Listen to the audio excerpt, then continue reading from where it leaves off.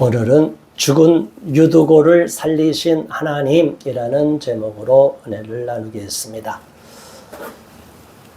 우리가 읽은 이 본문의 말씀은 사도 바울이 3차 선교 여행을 하는 중에 있었던 사건입니다. 많은 경우에 예수님이 이적을 행하시고 또 제자들이 이적을 행하시고 사도 바울도 선교 여행을 가는 가운데 수많은 이적을 행하게 됩니다. 그와 함께 사도 바울에게는 고난과 엄청난 핍박과 매질과 죽음의 고비를 여러 번 넘기게 됩니다. 하나님이 사도 바울의 일생을 이렇게 예비하시고 그런 사람을 택하시고 또 그러한 기질을 주셨다는 것에 대하여 우리가 깊이 생각할 수 있기를 바랍니다. 하나님은 각 사람에게 주신 기질과 성향도 다 사용하고 계심을 믿으시기 바랍니다.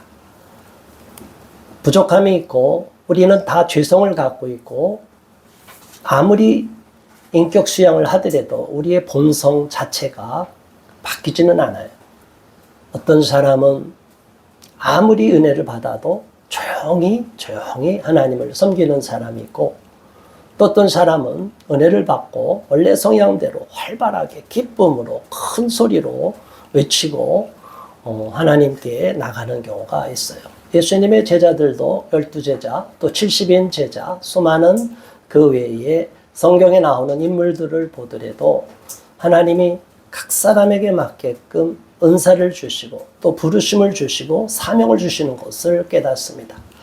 하나님께서 저와 여러분을 부르신 것을 기억하시고 그 부르심의 목적대로 쓰임받을 때 우리 모두가 하나님 앞에 인정받게 되고 칭찬을 받게 될 줄 믿습니다. 많은 사람들은 영광을 받는 자리를 좋아합니다. 유명한 일화가 있죠. 어느 선교사님이 오랫동안 아무도 알아주지 않는 오지에서 수십 년 동안 선교 사역을 했습니다. 많은 사람들이 지금도 남들이 알아주지 않는 오지에서 복음을 위해서 예수 그리스도를 위해서 고난과 핍박과 굶주림과 매맞음을 각오하고 애쓰고 계시는 것을 봅니다. 또 선교지로 갈 때 가장 어려운 것이 음식이고 기우고 그곳에서 물을 먹고 또 살아가다 보면 우리의 체질이 다 바뀝니다.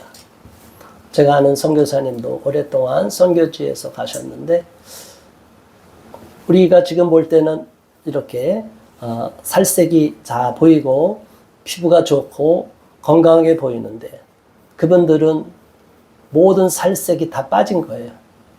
빛이 바른 것처럼 사진에 보면 빛이 바른 것처럼 얼굴이 이게 아무리 건강하고 로션을 발라도 화장을 해도 피부가 예전 같지가 않은 거예요. 그것은 그만큼 그 무더운 곳에서 수없이 땀을 흘리고 그 풍토가 안 맞는 곳에서 적응하고 우리 이곳에서 먹는 대한민국에서 이렇게 수질이 좋은 데가 없잖아요. 이 좋은 물을 먹다가 안 좋은 성분이 섞여 있는 물을 오랫동안 먹다 보니까 몸이 바뀌는 거예요. 그런 분들을 볼 때 제 마음이 뭉클한 것을 느낍니다. 하나님이 보실 때 어느 사람을 더 하나님이 기뻐하시느냐. 하늘에 가서 상급을 받을 때 우리는 이 땅에서 행복한 크리스찬, 풍요로운 크리스찬, 이 땅에서 모든 것이 형통한 크리스찬으로만 살아가려고 해서는 안 될 것입니다. 오히려 우리가 가진 것을 하나님 앞에 기꺼이 드릴 수 있는 참된 크리스찬이 되기를 주님의 이름으로 축원합니다.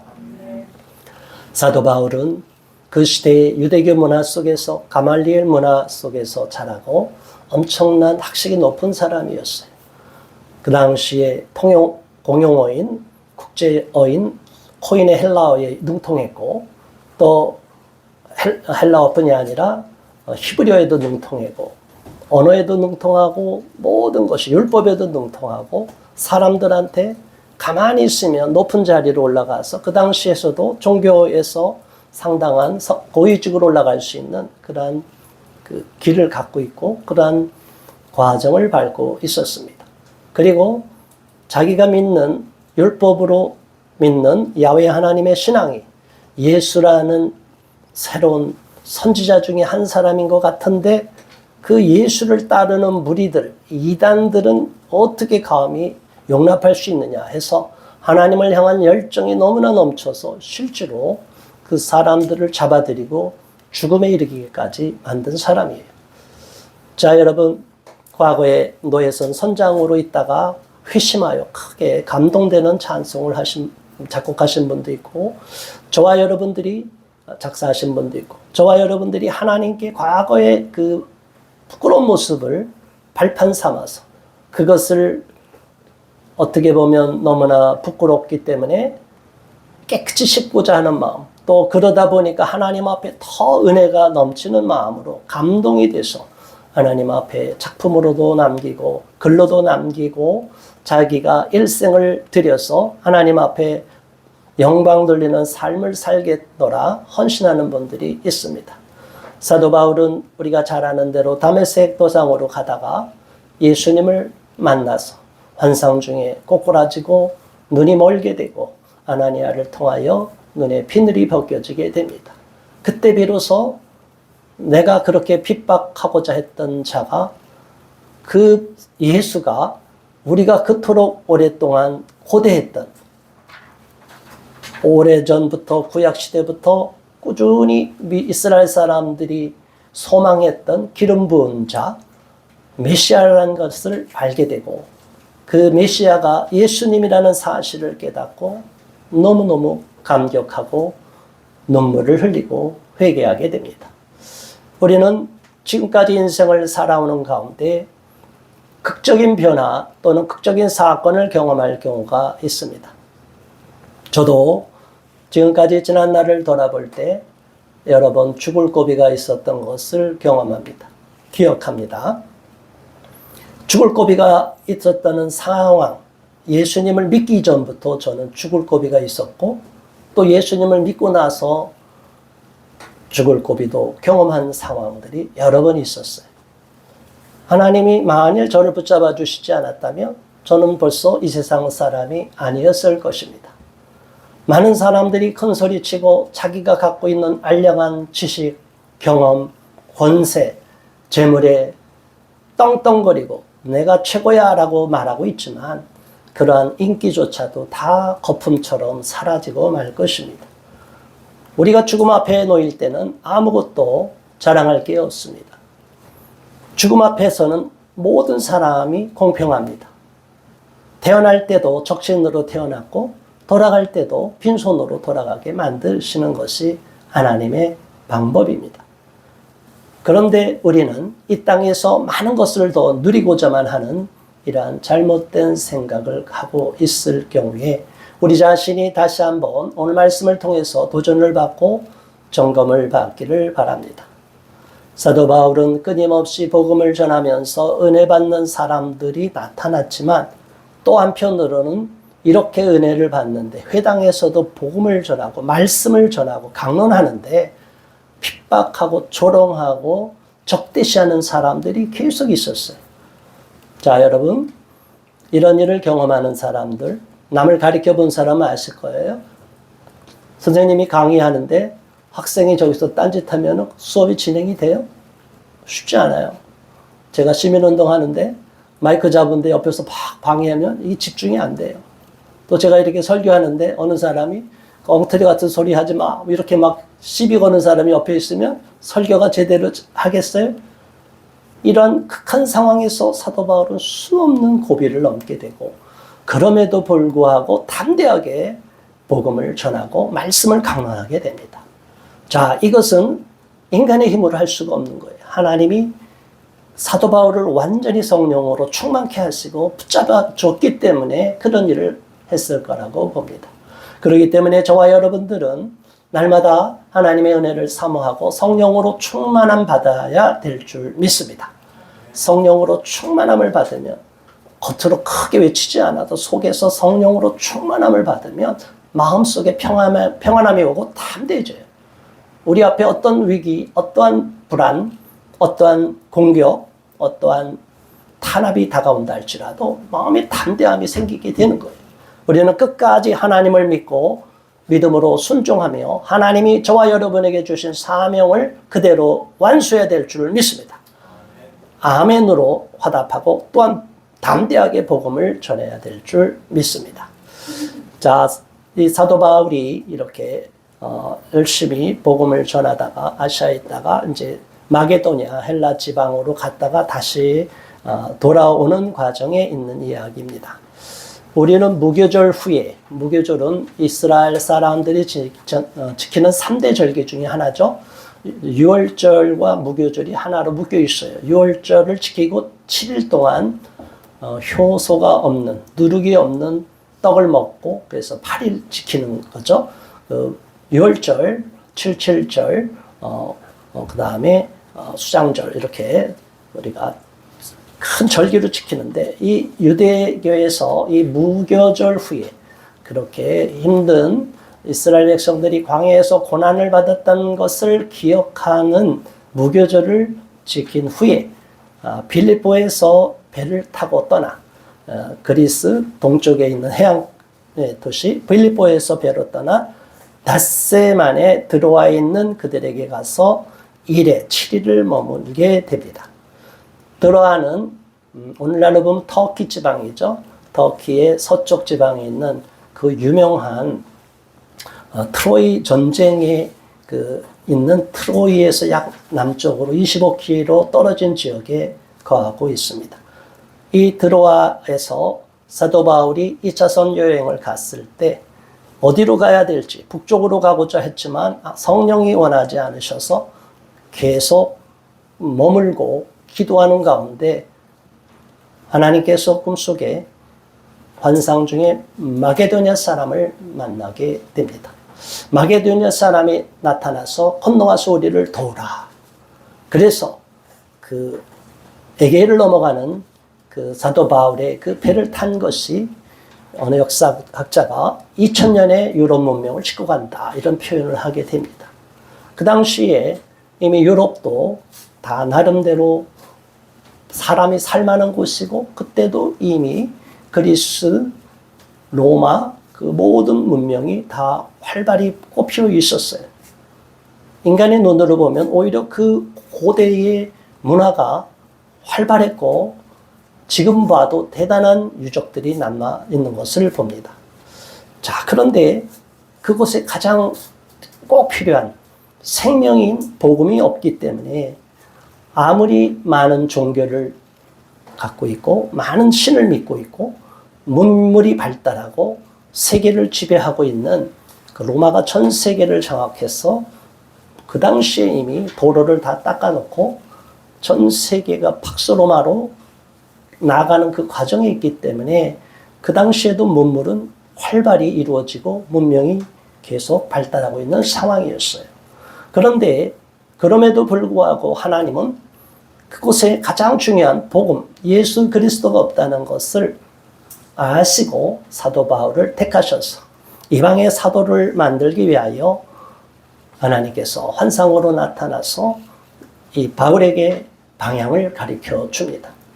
저와 여러분들이 인생의 길을 찾아가는 과정에 또 어떤 길을 가는 과정에 하나님이 때때로 우리들에게 속으로 답답함을 느낄 때가 있어요. 우리가 답답함을 느껴 하나님께 기도하면 하나님이 침묵하시다가 어느 시점에 기도가 쌓이면 우리에게 방향을 주시는 경우가 있어요. 사도 바울이 율법을 철저히 믿는 율법주의자에서 완전히 거듭난 복음으로 변화된 사람이 된 것처럼 또 복음으로 변화되고 나서 광야 훈련을 받고 나서 하나님께 부름을 받아 선교지로 당시 사람들은 다 유대교를 믿는 동족에 대한 애착심으로 인해서 동족을 전도하기 위한 것에만 머물렀는데 하나님은 사도 바울에게 이방인들이 자꾸 변화가 되고 또 이방인들에게 복음을 전하는 사명을 받다 보니까 지금은 이방인의 사도로 우리가 더 높이 칭송을 받게 되고 온 세계 인류가 사도 바울을 통하여 복음이 온 땅 끝까지 전해지는 그러한 발판을 만들어 놓은 것이 아닌가 생각합니다. 하나님이 저와 여러분들에게 인생을 살아가는 가운데 어느 시점에는 전환점을 주십니다. 어느 순간까지는 우리가 살아오는 그 삶이 아무 문제가 없다고 여기고 또 그 일이 잘 되게도 만드시고 또 어떤 경우에는 갑자기 잘 되던 일이 어렵게 만들기도 하십니다. 그것은 하나님이 저와 여러분의 인생에 계획한 것이 있기 때문이라고 믿으시기 바랍니다. 때때로 우리 안에 일어난, 우리 주변에 일어나는 아무것도 아닌 사소한 뉴스 하나하나가 결국에는 하나님이 저와 여러분을 이끌어가는 과정에 있는 사건이라고 여기시기 바랍니다. 지금까지 저도 살아오면서 수많은 사람들을 만나고 또 저 역시도 제 인생의 여러 사건을 통해서 제가 결국에는 하나님의 뜻에 순종해서 주의 종이 되고 신학을 공부하고 주의 종이 되고 목사가 되고 또 목사가 되고서도 그냥 일반 목회를 하기를 원했는데 또 이 시대의 문제를 하나님이 저한테 도저히 벗어날 수 없는 그런 상황으로 안타까운 마음으로 한국교회 전체를 볼 때 이제 한국교회가 위기가 왔구나. 이 상황을 누군가는 막아야 된다. 이런 절박한 마음으로 제가 지금까지 쭉 20년 넘도록 초교파적인 마음으로 한국교회 전체를 걱정하는 마음으로 사역해오다 보니까 오늘 여기까지 이르게 된 것입니다. 저는 사도 바울을 통해서 어떤 것에 가장 도전을 받냐면 사도 바울이 끊임없이 핍박을 당하고 죽음의 고비를 넘고 매질을 당하고 모욕을 당하고 비웃음을 당함에도 불구하고 사도 바울의 마음이 무너지지 않았다는 거예요. 정말 하나님을 사랑하는 사람이라면 사람들이 나한테 어떤 것을 대할 때 굉장히 자존심이 상합니다. 저도 과거에 자존심이 좀 있다고 생각했을 때 하나님이 저한테 저는 생생한 꿈을 많이 주셨는데 제가 거울을 보는데 아주 오래전 얘기죠. 거울을 보면 멀쩡했던 제 얼굴이 갑자기 균열이 일어나는 거예요. 실제로 제 얼굴이 쪼개지는 거예요. 이 턱이랑 관절이랑 얼굴이 부서지는 거예요. 여러분 그 생각하면 어떤 생각이 들어요? 너무 생생한 꿈이라 저는 그게 현실로 느껴지는데 갑자기 제 얼굴의 앞면이 쪼개져 갖고 분열이 되는 거예요. 경악을 하면서 깼어요. 그때 식은땀이 나면서 제가 깨닫고 하나님이 주신 메시지에 겸손히 무릎 꿇을 수밖에 없었습니다. 얼굴값 하지 마라. 꼴값 하지 마라. 하나님이 저한테 그 얘기를 주신 거예요. 너 잘난 척 하지 마. 내가 너 부수면 너 오늘 생명 걷어가면 끝나는 거야. 이런 거 하나만 봐도 저 깜짝 놀라는 거예요. 우리 인생에 갑자기 가치관이 바뀌는 거예요. 세계관이 바뀌는 거예요. 인생관이 바뀌는 거예요. 저 열심히 나름대로 글 잘 써서 유명해지고 싶고 그런데 그 헛된 거 다 버려. 결국에는 하나님을 정말 사랑하고 하나님께 인정을 받는 것이 가장 중요한데 우리는 자꾸 나의 것만 나를 높이는 데만 내가 점점 세상에서 인정받는 데만 관심을 두면 안 된다는 것을 저는 여러 가지 경험을 통해서 깨달았습니다. 자, 사도 바울은 그러한 어려움을 통해서 이미 하나님 앞에 헌신하고 이때는 벌써 AD 약 59년경으로 보면 사도 바울의 사역이 이제 얼마 남지 않은 이제 죽음을 몇 년 앞두고 있는 상황에서 이런 일이 겪게 되는 거예요. 사도 바울은 수많은 죽음과 고난을 경험했기 때문에 자기도 죽음의 고비를 넘고 수많은 사람이 죽음의 고비에서 살아나는 것도 경험했기 때문에 어떤 충격적인 사건이 일어나도 크게 흔들리지 않습니다. 저와 여러분이 경험이 많이 쌓이면 두려운 상황, 지금 전 세계에서 이 땅이 지진이 일어나고 뭐 죽을 것 같은 상황이 벌어져도 거기에 요동하지 않게 될 줄 믿습니다. 7절에 우리 함께 읽습니다.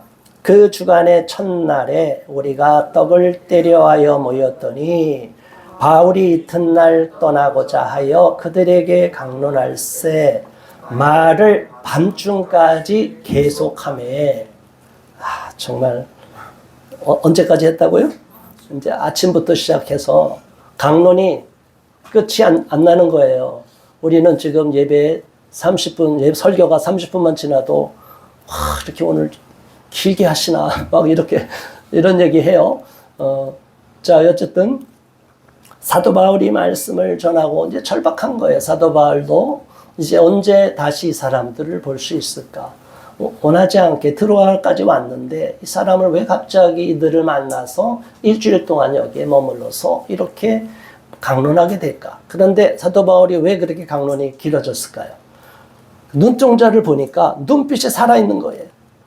피곤하고 졸리고 다 아유 왜 이렇게 길어 나 갈래 이러면 사도 바울도 힘이 빠질 텐데 성령님이 탁 모든 청중들을 휘어잡고 있으니까 사도 바울도 성령에 충만하고 계속 강론하는데 사람들이 눈빛에 빨아들이듯이 받아들이니까 사도 바울도 계속 강론을 멈추지 않는 거예요. 그래서 밤중까지 계속한 거예요. 여러분 지금은 얼마나 환경이 좋아요. 정말 더워요. 지금도 건물 창문 닫아놓으면 에어컨 없으면 살 수가 없어요. 그 당시에는 에어컨이 어디 있습니까? 이런 전기가 어디 있어요? 밤이 되었어요. 그럼 어떻게 해요? 밤에는 기름을 떼서 불을 밝혀야 되는데 기름을 떼면 어때요? 옛날에 석유 난로 떼본 분들 다 아시죠? 연탄 떼고 그냥 연기가 안에 차고 점점 열기는 뜨겁고 사람들은 많이 모여 있고 매연은 계속 타면 산소가 부족해지는 거예요. 그러면 졸음이 오게 돼 있어요. 졸음이 안 오는 게 이상한 거죠. 그런 좁은 실내에서 계속 밤중까지 쉬지 않고 강론을 하게 되는 상황입니다. 그러니까 8절 우리가 모인 윗다락에 등불이 많이 켰는데 9절 유두고라 하는 청년이 창에 걸터 앉아 있다가 깊이 졸더니 그랬어요. 자 여러분 졸음이 와요? 안 와요? 졸음이 오겠죠. 여기서 청년은 네아니아스라고 헬라어에는 이렇게 되어 있는데 또 12절에 보면은 파이스의 원형은 파이스인데 이렇게 되어 있어요. 사실 이제 우리 개역 개정에는 청년으로 끝나는데 사실은 우리 개역 한글에는 이쪽 위에는 9절에는 청년, 아래쪽은 아이 이렇게 번역이 되어 있어요. 그런데 헬라어 원문으로 보면 아이로 보는 게 맞는 거죠. 이 청년인데 사실은 다시 기록해서 정정해서 사도행전을 기록한 사람은 의사인 누가였기 때문에 아주 정확하게 알고 있는 거죠. 여기는 나이가 많지 않은 15세가 되기 전에 소년이었다. 이제 이렇게 볼 수 있어요. 자, 이 청년 오늘날 보면 이제 중학생, 고등학생 이렇게 되는 나이. 자, 이 아이가 부모 따라와서 열심히 혹은 자기가 원해서 왔는지도 모르지만 열심히 강론을 들은 거예요. 듣다 보니까 너무너무 졸린 거예요. 그러니까 그 실내에 있는 것이 힘드니까 그나마 창가로 가면 시원하겠지 해서 창가로 가서 걸터 앉았는데 계속 졸음이 오는 거예요. 자, 그래서 어떻게 했다고요? 바울이 강론하기를 더 오래 하며 이제 졸려서 저녁이 돼갖고 이제 지쳐서 이제 끝내야 되는데 사도 바울은 강론을 끝낼 생각 없이 더 강론을 하는 거예요. 설교가 길어진 거예요. 더 오래 하며 졸음을 이기지 못하여 3층에서 떨어지거늘 일으켜보니 죽었는지라. 자, 여러분 만일 교회에서 이런 일이 벌어지면 어떡할까요? 바로 난리 납니다. 카메라 출동하고 이제 방송에 나오고 난리 납니다. 어느 교회냐? 예배드리다 사람 죽었다. 이야, 이건 뭐 수습할 새도 없이 119 신고가 들어가고 이제 난리가 나는 거예요. 카메라 들어오면 이제 목사님은 대역 죄인이 되고 중죄인이 되는 거예요. 이 나쁜 목사 어떻게 설교를 10시간을 하냐, 5시간을 하냐. 자, 이러면 이건 말도 안 되는 일이 벌어지는 거예요.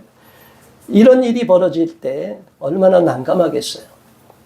그런데 하나님은 이런 상황까지도 이미 예비하고 계시고 이런 일이 일어나는 것을 왜 일어났는지는 하나님이 계획이 있기 때문이라고 봅니다. 우리 인생 가운데, 우리 국가 가운데, 우리의 교회 가운데, 직장에서 여러 가지 가정에서 있는 일들 원하든 원하지 않든 이런 일이 발생하는 것은 하나님의 경륜이 배후에 있고 하나님의 우리가 모르는 예비하신 뜻이 있는 줄 믿으시기 바랍니다. 하나님의 영광을 받으시기 위하여 또 하나님의 영광을 드러내기 위하여 이렇게 유두고란 청년이 끔찍한 일을 경험하게 된 것이 아닌가 생각합니다. 유두고는 이름의 뜻이 행운, 운이 좋은 이라는 뜻을 갖고 있어요. 그 이름 뜻이 예사로운 게 아니에요. 이름 자체가 얘는 언젠가 행운의 주인공이 될 거다. 뜻이 좋은 이런 뜻을 갖고 있을 거다. 이렇게 생각을 했던 거예요. 저와 여러분들은 이렇게 하나님의 말씀 가운데 우리의 이름 하나 짓는 것도 하나님의 계획이 있고 그 부모를 통하여 이름을 지어주는데 그 이름이 굉장히 가치가 있고 의미가 있다는 것을 아시기 바랍니다. 사건은 벌어졌습니다. 3층에서 사람이 떨어질 때 옆에서 보던 사람이 와 하니까 사람들이 와 쳐다보니까 쿵 소리가 나. 이제 어떻게 된 거예요? 이제 강론은 끝난 거예요. 모든 거 파장이 된 거예요. 이거 큰일 났어요. 복음을 전하고 말씀을 강론하는 가운데 대형 사건이 터졌습니다. 자, 이럴 때 사도 바울이 내려갑니다. 10절. 바울이 내려가서 그 위에 엎드려 그 몸을 안고 말하되 떠들지 말라 생명이 그에게 있다 하고. 자, 여러분 사도 바울이 몇 층까지 내려간 거예요? 3층까지 내려가요. 자, 이런 상황에 저와 여러분이 이런 일을 경험할 때가 있어요. 저도 수많은 상황 속에 짤막한 상황에 무대에 올라가기 전에 돌발 상황이 벌어질 때 그때 어떻게 해야 돼? 기도하는 거예요. 하나님 어떻게 합니까?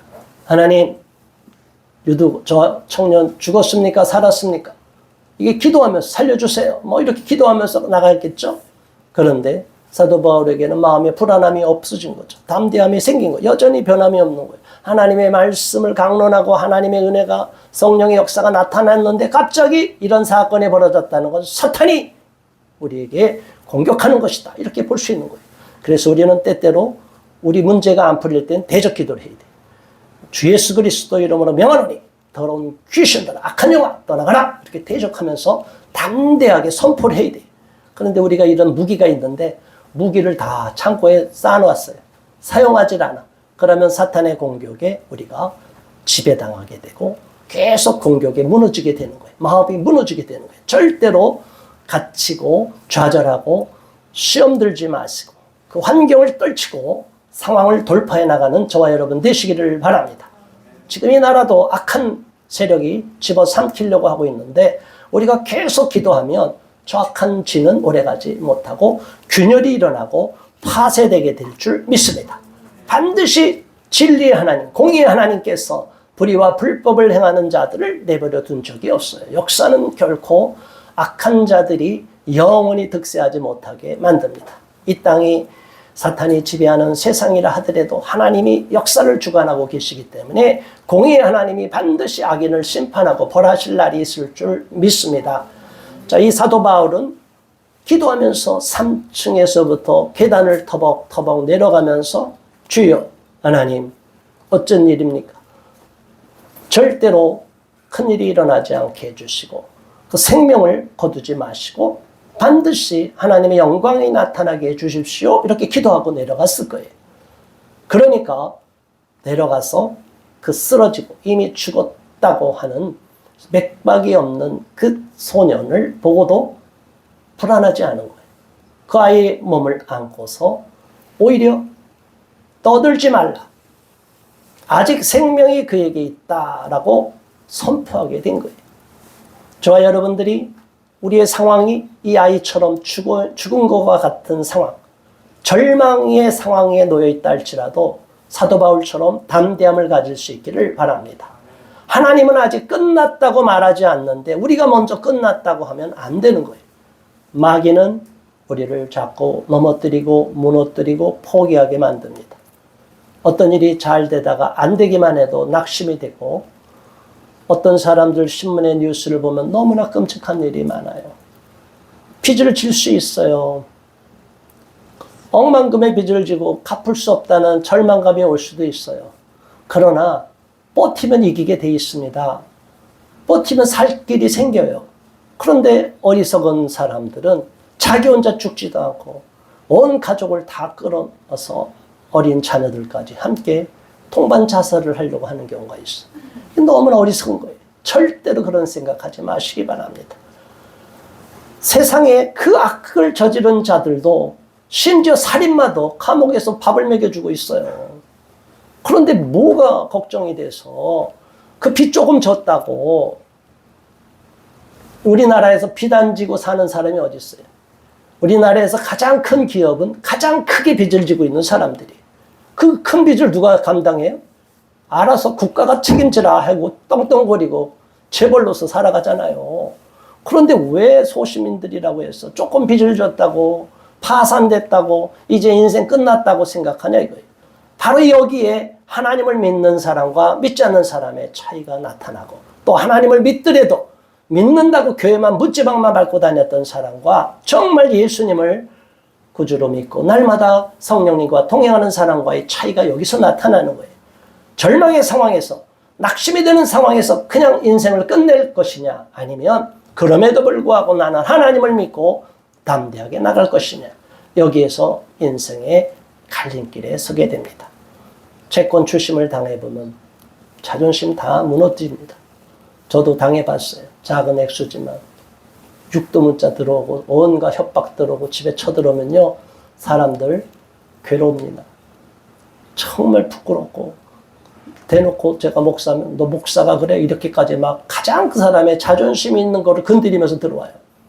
그러면 사람들이 무너지는 거예요. 자존감이 막 무너지는 거예요. 그럴 때 끝까지 하나님을 믿고 버텨낼 수 있기를 바랍니다. 그러다 보면 하나님이 피할 길을 주셔요. 절대로 빚졌다고 우리나라 사형에 처하는 경우가 없어요.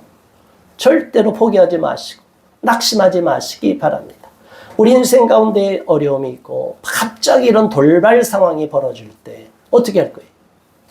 우리는 기도로 이겨내야 될 줄 믿습니다. 절박한 상황에서 병원에 데려가야 되는데 여러분, 한밤중에 긴급 상황이 발생하면 어떻게 해요? 응급실에 가도 마땅히 할 거 없어요. 긴급한 상황이 어떻게 해야 돼요? 하나님을 믿는 저와 여러분이 붙잡고 기도해야 되는 거예요. 예수 이름으로 명하노니 이 병마여 떠나갈지어라. 악한 영아 떠나가라. 질병아 떠나가라. 이렇게 우리가 선포하고 기도할 때 하나님이 능력이 나타나게 될 줄 믿습니다. 자, 이래서 기적 같은 일이 일어났어요. 아이가 소생한 거예요. 살아난 거예요. 그러니까 사람들이 놀랬다가 충격을 먹었다가 같이 아이들처럼, 이 소년처럼 잠이 들까 말까 졸음을 억지로 참고 있던 사람도 있을 건데 정신이 다 나가갖고 깜짝 놀란 사건에서 정신 차리고 보니 갑자기 아이가 죽었다가 또 멀쩡히 살아나고, 그러고 나니까 갑자기 상황이 바뀌는 거예요. 잔치자리로 바뀌는 거예요. 절망의 상황이 갑자기 잔치자리로 바뀐 거예요. 기쁜 거예요. 그러니까 어떻게 했어요? 11절에 함께 올라가 떡을 떼어 먹고 오랫동안 곧 날이 새기까지 이야기하고 떠나니라. 자, 이 보통이 아니에요. 우리 1박 2일 수련회, 2박 3일 수련했는데 이거 완전히 강행군이에요. 하루 종일 강론하고 새벽에 사건이, 밤중에 이런 일이 터졌는데 너무 좋아갖고 이제 잠도 안 자요. 밤새도록, 야, 기적 같은 일이야. 오늘 강론이 너무 좋았어. 막 흥분하고 기뻐갖고 사람들이 날이 새도록 서로 이야기, 간증하면서 섞어가면서 막 웃고 떠들고 기쁘고 찬양하고 그랬던 거예요. 우리의 삶 속에서도 이런 기적 같은 일들이 반드시 이루어지고 날마다 이러한 기적을 경험하는 믿음의 주인공 되시기를 바랍니다. 우리의 삶엔 우리가 우연하게 흘러가는 이 상황, 아무것도 아닌 평범한 상황이 정말 축복의 상황이라는 걸 믿으시고, 이런 상황이 갑자기 무너진다 할지라도 좌절하거나 낙심하지 마시고 끝까지 하나님을 믿고 담대히 나갈 수 있기를 바랍니다. 마지막 12절, 사람들이 살아난 청년을 데리고 가서 적지 않게 위로를 받았더라. 아멘. 우리 인생 가운데도 이러한 절망의 상황이 다가올 수 있고 예고 없는 불행이 다가올 수 있어요. 그러나 좌절하거나 낙심하지 말고 다시 한번 하나님을 의지하고 예수 그리스도를 붙잡고 승리할 수 있는 믿음의 용사들이 될 수 있기를 주님의 이름으로 축원합니다. 잠시 말씀을 기억하면서 합심하여 기도하겠습니다. 할렐루야. 하나님 아버지 감사합니다. 고맙습니다. 우리 하나님을 의지하며 우리 하나님을 더욱 신뢰할 수 있고 더욱 믿음의 자리로 나갈 수 있기를 바랍니다. 얕은 물가에 머물지 않고 깊은 바닷속으로 믿음의 바다로 뛰어들기를 원합니다.